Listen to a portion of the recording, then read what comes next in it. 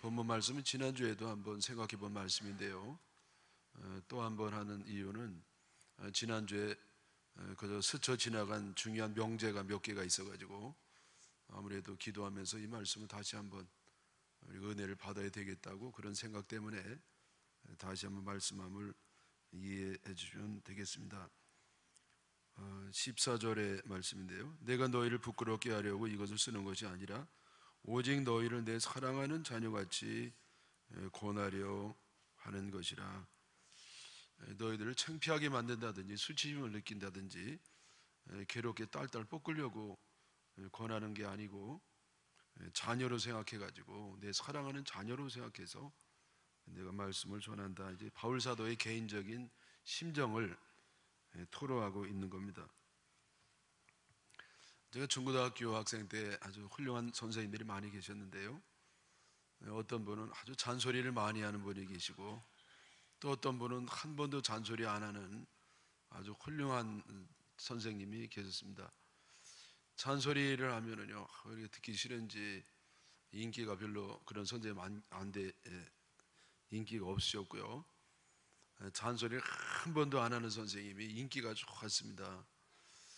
그래서 뭐 졸거나 뭐 말거나 내버려 두시고 또 성적이 올라가나 안 올라가나 내버려 두시고 떠들거나 말거나 하여튼 전혀 상관없이 그냥 선생님 가르칠 것만 가르치시고 그런 분이 계셨어요. 그래서 우리 때는 그런 선생님을 참 좋아했는데 나중에 좀 나이가 들어서 생각해 보니까 사실은 잔소리한 선생이 훨씬 더 훌륭한 선생인 것을 너무 늦게 깨달았습니다. 왜냐하면 사랑하기 때문에 잔소리하는 거거든요. 성적이 떨어지면 염려가 돼가지고 어떻게 하면 성적을 올릴 수 있을까, 그래서 성적 올리기 위해서 자꾸 잔소리하셨고 또 열심으로 집중해야 되니까 졸지 못하게 하시고 떠들지 못하게 하시고, 그래서 참 그 잔소리하는 분이 사실은 훨씬 더 훌륭한 부모 같은 분인데 우리가 몰랐구나. 그리고 나중에 선생님에 대해서, 잔소리한 선생님에 대해서 고마움을 느끼게 됐습니다.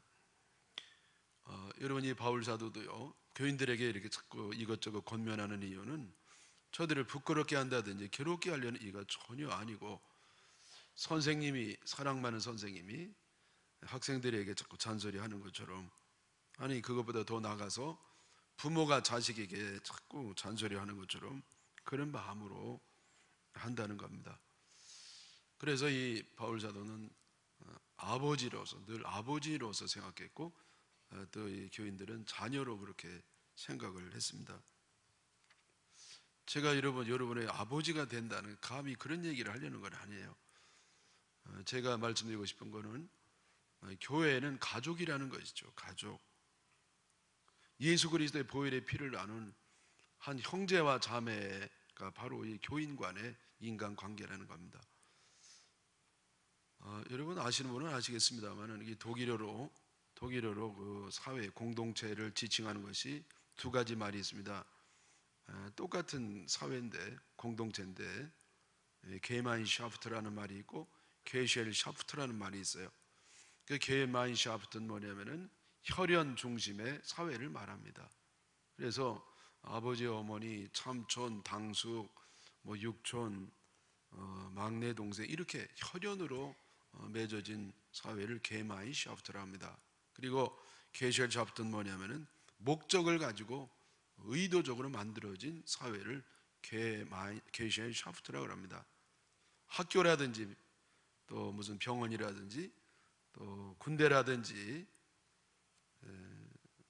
회사라든지 그런 거를 말합니다. 그래서 학교는 배우는 목적으로 모여 있고요, 군대는 나라를 지키는 목적으로 모여 있고, 또 회사는 어떤 영리라든지 또 그 밖에 목적을 향해서 목적지향적인 그리고 사역지향적인 공동체를 게쉘샤프트라고 그러고, 게마인샤프트는 이렇게 자연스럽게 어떤 목적 없이 서로 사랑하고 정을 나누는 그런 사회를 게마인샤프트라고 합니다.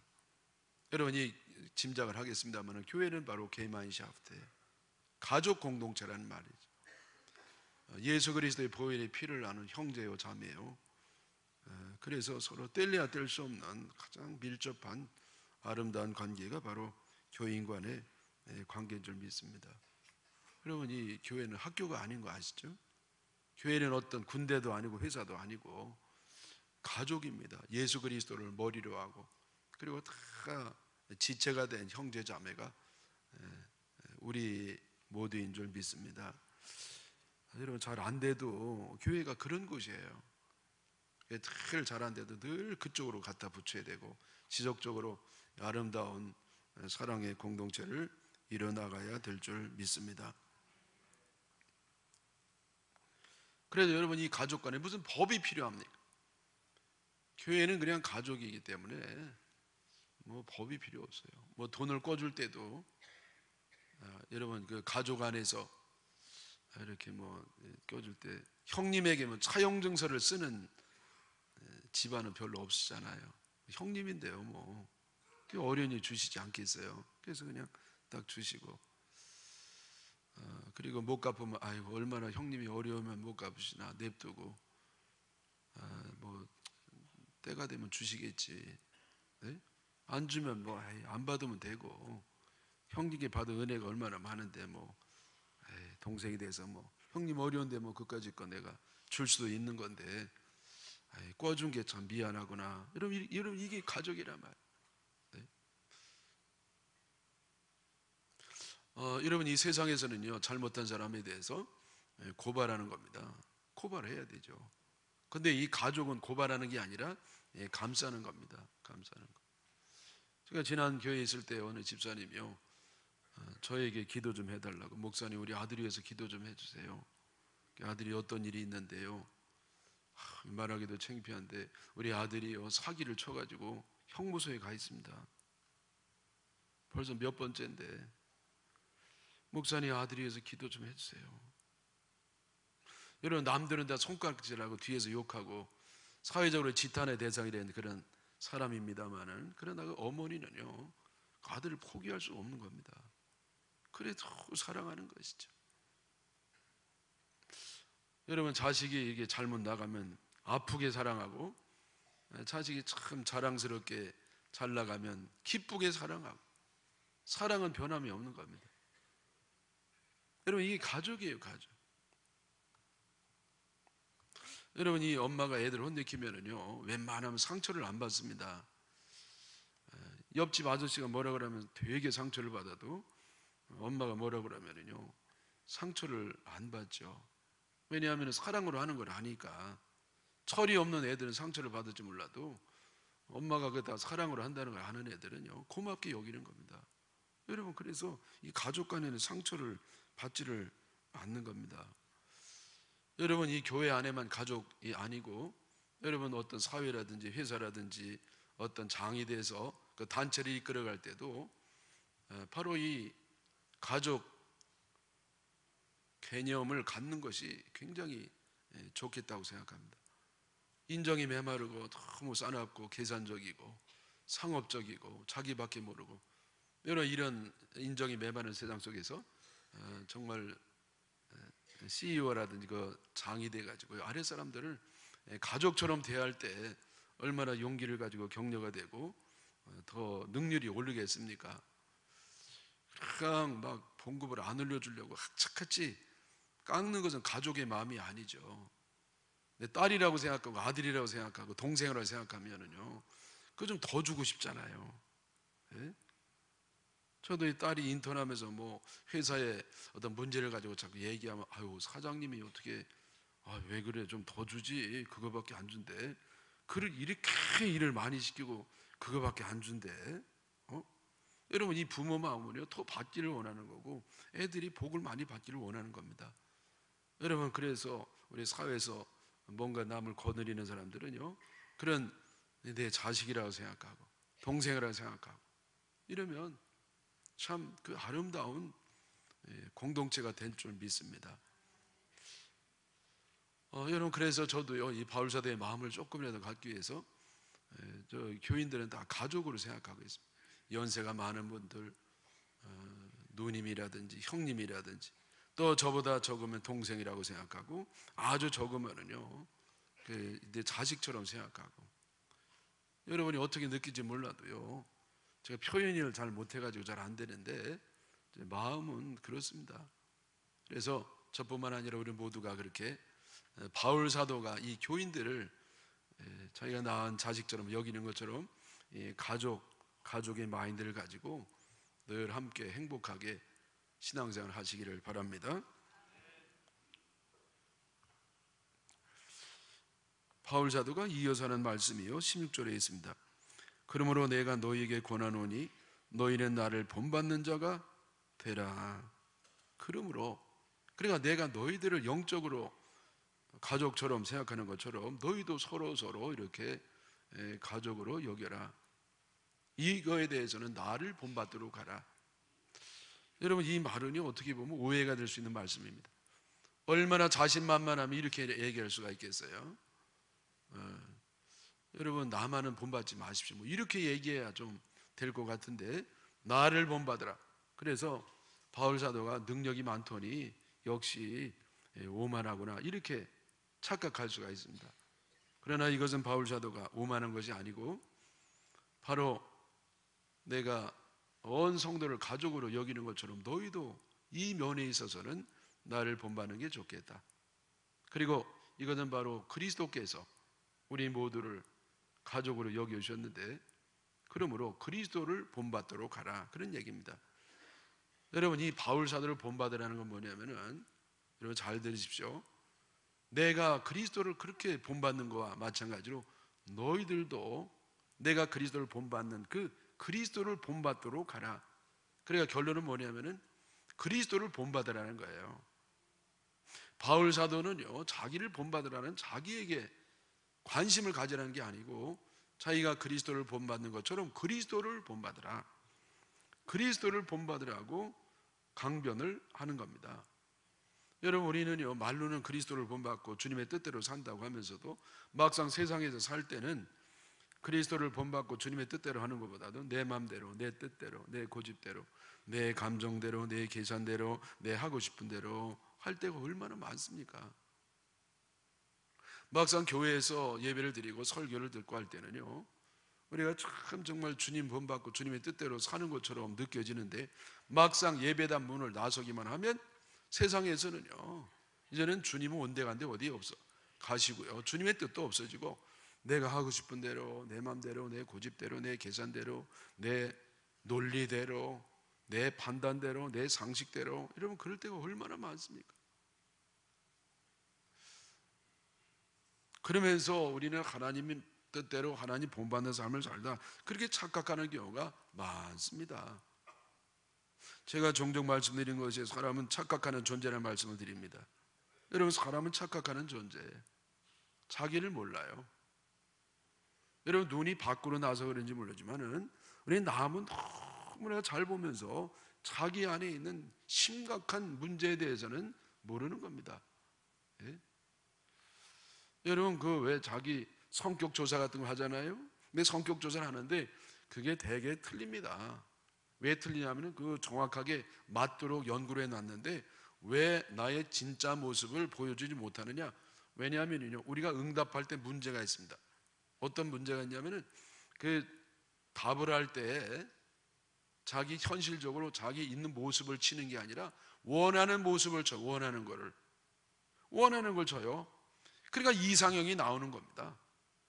자기는 원래 그렇지 않거든요. 그저 쓰러지고 넘어지고 흔들리고 그게 난데 이상적인 걸 치기 때문에 결국은 아주 자기를 멋진 모습으로 착각할 수가 있다는 말이죠. 여러분, 우리 교인들은 더 착각할 가능성이 많습니다. 왜냐하면 늘 예배드리고 늘 말씀을 들으니까, 그래서 듣는 게 난 줄 알아요. 여러분, 듣는 게 내가 아니에요. 우리는 뭐 어려서부터 많이 들으면 그게 난 줄 안단 말이죠. 여러분, 듣는 게 내가 아니에요. 행하는 게 납니다. 행하는 그만큼이 실제적인, 실존적인, 그리고 현실적인 나의 정확한 모습인 줄 믿으시기를 바랍니다. 여러분, 생각이 그 사람이 아니에요. 이론이 그 사람이 아니에요. 행동이 그 사람입니다. 그러면 그 행동이 정말 주님이 기뻐하는 행동을 하기 위해서는 어떻게 되느냐? 늘 우리가 행동을 할 때마다 이럴 때는 예수님은 어떻게 할 것인가? 예수님이 이럴 때 나에게 뭐라고 말씀하시는가? 여러분, 비교적 오래됐습니다만은 그 아주 유명한 책이 있었습니다. 예수라면 어떻게 할 것인가? 여러분, 그 제목 자체가 우리들에게 많은 생각을 하게 하고 도전을 주는 그런 책이 있었습니다. 아마 좀 연배가 있는 분들은 그 책 웬만한 분들 읽어보셨을 겁니다. 몰라요? 아마 그 읽어보셨을 거예요.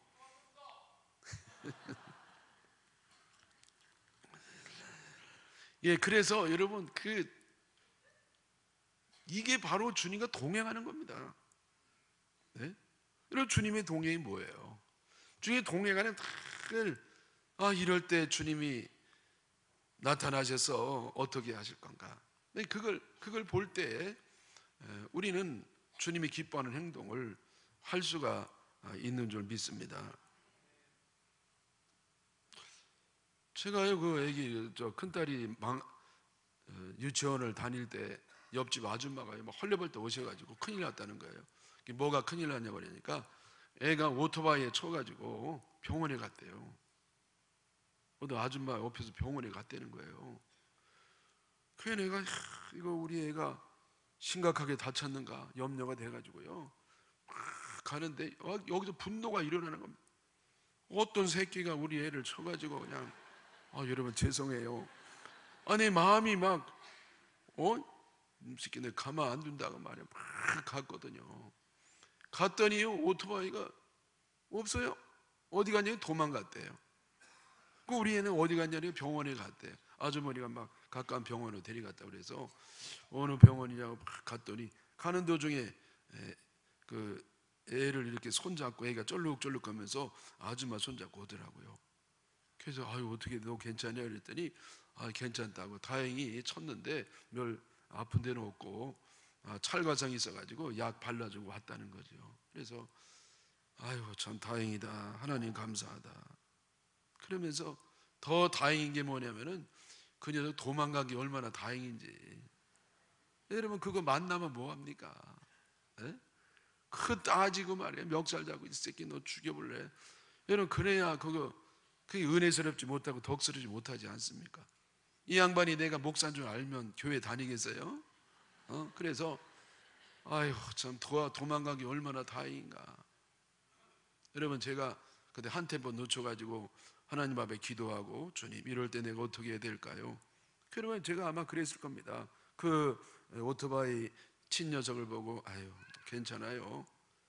고의로 일부러 그런 것도 아니고 실수한 건데 뭐 다 실수하는 거죠. 뭐 괜찮아요. 걱정하지 마시고 그냥 가세요.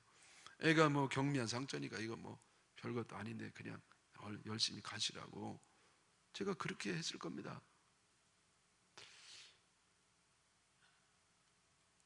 어떤 사람은요 이 사업하다가 너무 어려우니까 집을 팔아가지고 사글세로 가면서 그냥 그 목돈을 마련하기 위해서 아끼고 정들었던 집을 내놓으면서 금매 이러면서 시세에 비해서 월등하게 이렇게 싸게 내놓는 경우가 있습니다. 여러분 그걸 뒷조사를 해가지고요 이 양반이 어떤 어려움이 있는지 이거 나에게 팔지 않으면 이거 한 일주일이 있으면 이 큰 돈을 갚지 않으면 쫄딱 망하게 생겼으니까 그걸 이용하는 사람이 있어요. 그래가지고 막 후리치는 겁니다. 그러자라도 싸게 내려놓은 건데 그걸 가지고 막 후리쳐가지고 절반으로 후리쳐가지고 그냥 이 양반이 할 수 없이 팔았습니다. 그리고 이분이 집사님이 돼가지고 주님 감사합니다. 이런 은혜를 주오니 감사합니다. 그러는 가운데 그 집 임자는요 피눈물이 나는 거예요. 이거 자기가 너무 이게 억울한 마음이 있고 그 피눈물을 흘리는 가운데 집사님은 하나님 감사합니다. 이런 축복을 주셔서 감사합니다. 여러분 그 하나님 주신 은혜 아니에요. 그 자기 욕심입니다. 그때 주님께 기도해 봐야 되지 않습니까? 주님은 이럴 때 어떻게 하시겠습니까? 여러분 주님이 그렇게 후리치라고 하시겠어요? 여러분 그건 내 욕심입니다. 네? 주님 같으면 그냥 제 값에 사셨겠죠.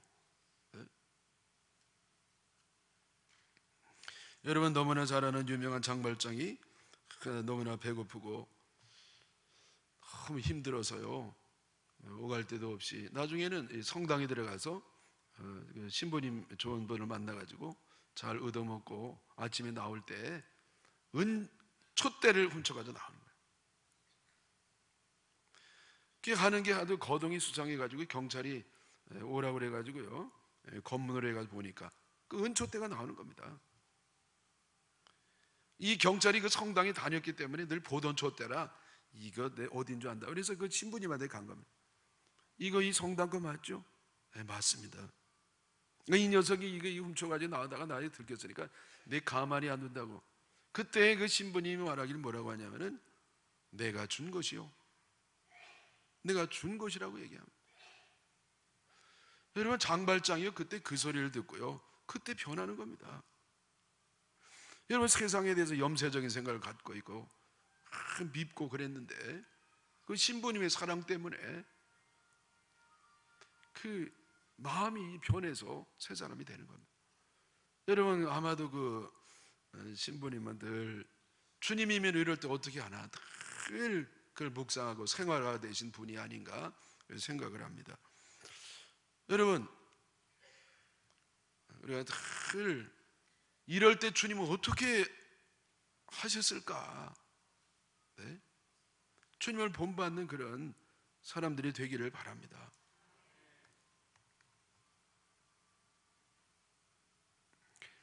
제가 설교가 잘 진도가 이게 안 나가네요. 왜냐하면 여러분 또 내 맘대로 하려고 그러죠? 아주 저에게 좋은 추임새를 주시는 분이 나타나 있어서 대단히 고맙습니다.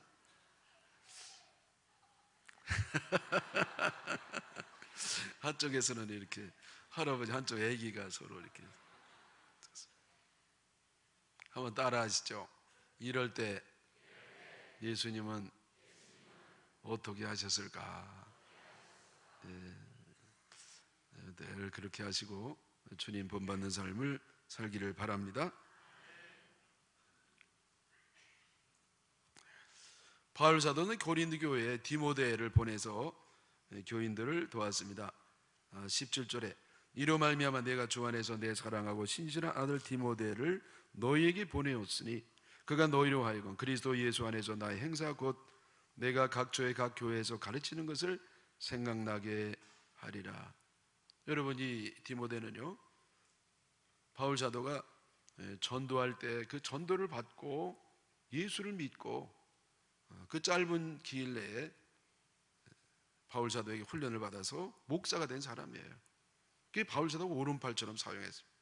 내 사랑하는 아들이라고 했고요, 신실한 동역자라고 했습니다. 그래서 이 바울 사도 곁에는요 디모데뿐만 아니고 많은 일꾼들이 있었습니다. 아굴라와 브리스길라도 있었고요, 베베도 있었고요, 또 바나바도 있었고. 이 바울 사도는 주연이라고 한다면 다른 일꾼들은 조연이라고 할 수 있을 겁니다. 영화를 보면 주연만 가지고 영화가 이루어지지 않습니다. 조연이 훨씬 더 많은 사람이 등장하면서 그 주연을 뒷받침해 줄 때 영화가 완성도가 높아지는 것을 볼 수가 있겠습니다. 여러분, 주님의 일은 혼자 못하는 겁니다. 많은 사람이 도와줘야 할 수가 있는 겁니다. 여러분, 우리 교회가 깨끗하잖아요. 내가 청소 안 했는데 깨끗하다는 것은 누군가 청소를 한 사람이 분명히 있다는 겁니다. 내가 안 했기 때문에 누군가 했어요. 목사가 하나요? 아니에요. 이름도 없이 빛도 없이 뒤에 숨어가지고 바쁘고 피곤하고 힘들지만은 청소한 분들이 있기 때문에 교회가 깨끗하게 유지가 되는 겁니다. 여러분, 교회가 붕된다고 하는 것은 누군가 전도했다는 것이고 기도했다는 것이고 전도해 온 사람을 잘 돌봐주고 섬겼다는 겁니다. 나는 한 게 없어요. 나는 부흥을 위해서 기도도 안 했고 전도도 안 했고 새로운 가족을 섬기지도 않았는데 교회가 붕된다는 것은 누군가 했다는 겁니다. 목사가 다 해요? 아닙니다. 집사님, 권사님, 장로님 많은 뒤에서 숨어서 일하는 일꾼들이 있었기 때문에 가능한 겁니다. 여러분, 그래서 성경에도 보면은요 많은 주연이 있지만은 우리는 주연에 관심이 많지만은 빛나는 조연이 많이 있습니다. 다윗도요 요나단이 있었기 때문에 왕이 된 겁니다. 물론 첫째는 하나님의 일이었습니다만은 요나단이 다윗에게 왕자리를 양보했기 때문에 전쟁 없이 다윗은요 왕이 되는 겁니다. 요나단이 만약에, 여러분 요나단 사울의 아들인 거 아시잖아요. 원래는 가만히 있으면 왕이 되는 겁니다. 근데 요나단은 다윗의 인간됨과 능력을 보고 그 자리를 양보합니다. 여러분, 양보하는 사람이 어디 있습니까? 능력이 무슨 상관입니까? 여러분, 이 자리를 차지하기 위해서는 아버지도 죽이고 아들도 죽이고 친구도 죽이는 건데, 여러분 요나단은요 자기 친구를 위해서 왕자리를 내주는 겁니다. 예? 여러분, 이 요나단이 있었기 때문에 다윗이 있는 겁니다. 제가 보면 이 다윗보다 요나단이 인격이 훨씬 훌륭해요. 훨씬 훌륭해요. 예? 여러분, 이 바울도 마찬가지. 바로 이 바나바가 없었으면 다윗은 없었습니다. 이 바울을 바나바가 계속 밀어줬습니다. 계속 의심해도, 옛날에 예수 믿는 사람 잡아 죽이던 사람이니까 이거 교회 들어와서 교회를 망가뜨릴 것이다. 아니라고. 성령 받은 사람이라. 내가 보증한다고. 그 바나바가 계속 이 바울을 밀으면서 바울이 가는 겁니다. 네? 여러분, 모세의 후손들 그 조연이 누구냐?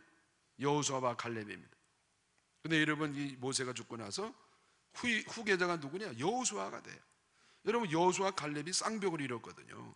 근데 이때 갈렙은요 조용히 사라집니다.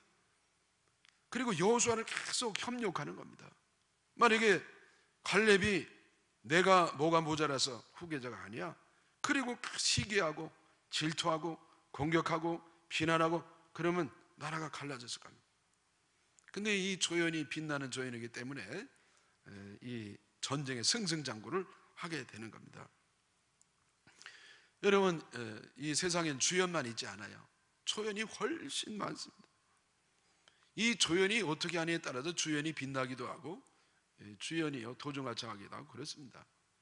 여러분, 조연이 자꾸 주연에 대해서 그냥 시기하고 질투하고 공격하고 비난하고 발목 잡고 그런 조연이 되지 마시기 바랍니다.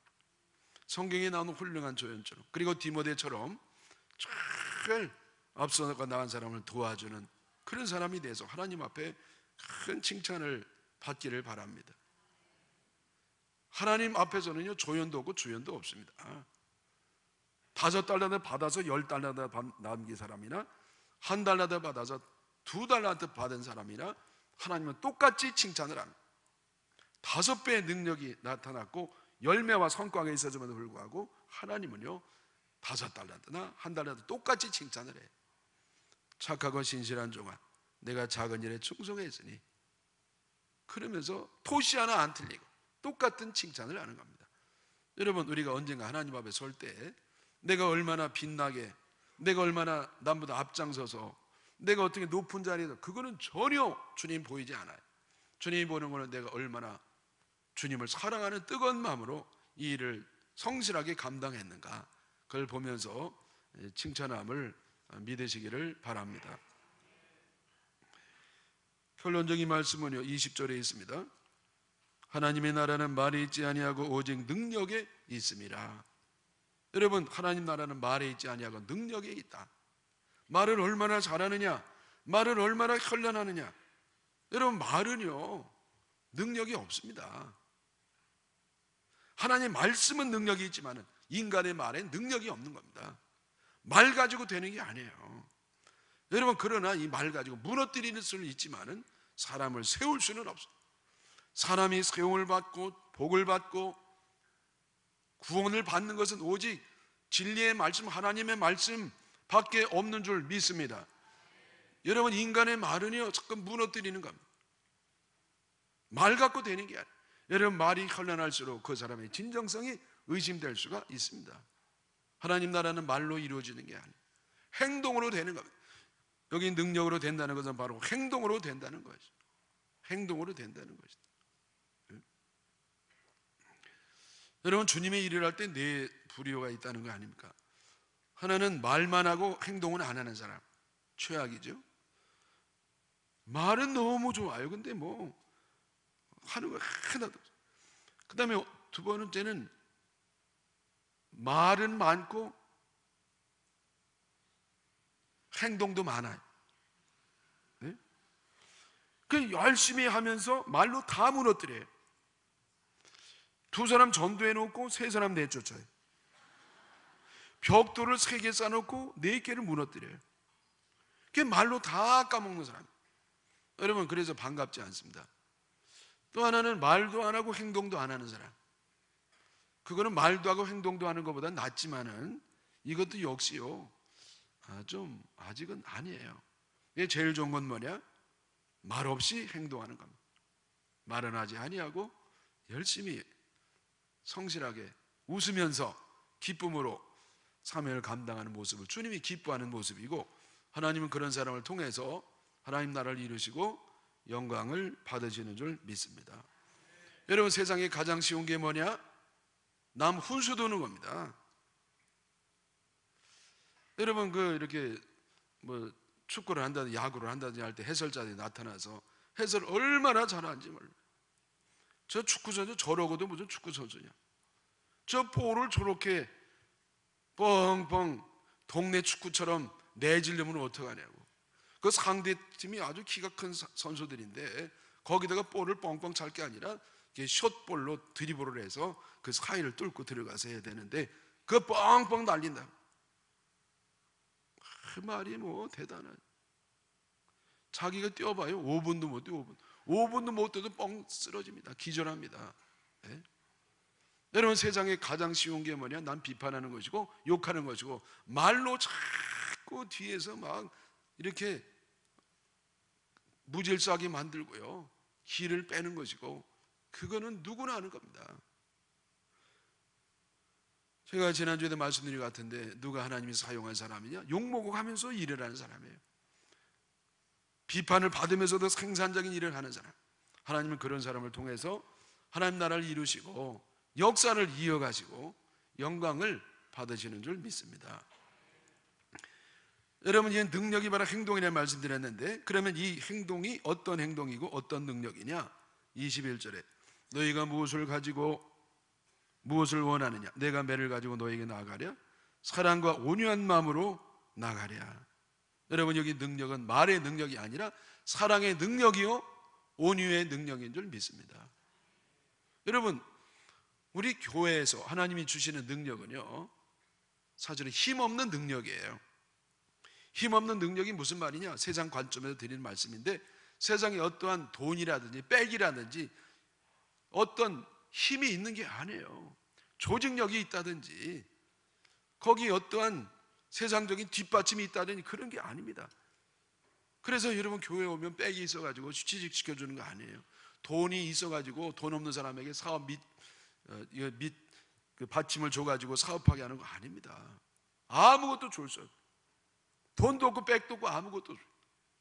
그러나 교회는 힘없는 힘이 있는데 그 사랑의 힘입니다. 사랑의 힘, 온유의 힘입니다. 인격의 힘이고 사랑의 힘이고 성령의 힘이고 하나님이 우리에게 주시는 능력입니다. 베드로와 요한이요, 그 성전에 이렇게 기도하다 들어가는데 그 곁에서 나면서 앉은 뱅이가 베드로를 쳐다보면서 그냥 간절한 눈빛으로 쳐다봅니다. 나에게 뭘 좀 달라는 거죠. 먹을 것 좀 달라고 쫄쫄 굶었다고. 나에게 좀 먹을 것 달라고. 돈 있으면 달라고. 그때 베드로가 한단 말이, 은과 금은 내게 없거니와 내게 있는 것으로 내게 주노니 곧 나사렛 예수의 이름으로 너에게, 그 예수님의 이름을 너에게 주노라. 그러면서 예수 이름의 능력으로 선포하면서 벌떡 일으켰더니 남에서 앉은 뱅이가 벌떡 일어나게 됐습니다. 여러분, 교회 온다고 해서 어떤 딴 게 주는 게 아니에요. 예수 이름을 주는 거예요. 예수 이름의 능력을 줄 때 여러분, 한 번도 일어나지 못하잖아요. 일어나는 기적이 일어나서 스스로 인간답게 살 수 있고 벌어 살 수 있고 사명을 감당한 사람으로 되는 겁니다. 여러분, 말이 능력이 아니에요. 그저 말 잘하는 사람 조심하십시오. 인간의 말이요 자꾸 왜곡되는 겁니다. 여러분, 사람이요 말할 줄 몰라서 말하지 않는 거 아니에요. 네? 몰라서 말하지 않는 거 아닙니다. 말하면 은혜스럽지 못하고 덕스럽지 못하고 하나님의 영광 가리니까. 여러분, 우리는 말할 게 아니라 능력이 나타나야 될 줄 믿습니다. 사랑의 능력, 온유의 능력, 인내의 능력, 충성의 능력, 전도의 능력, 선교의 능력, 여러분 이런 능력이 나타날 때 하나님의 나라가 이루어지는 겁니다. 말은 자꾸 부수는 겁니다. 여러분 우리 인간적인 말은 가급적 줄이시고 하나님의 말씀의 능력이 나타나서 우리 교회가 더 빛나는 교회가 되고 언젠가 하나님 앞에 설 때 칭찬받는 우리 모두가 되기를 주님의 이름으로 축원합니다.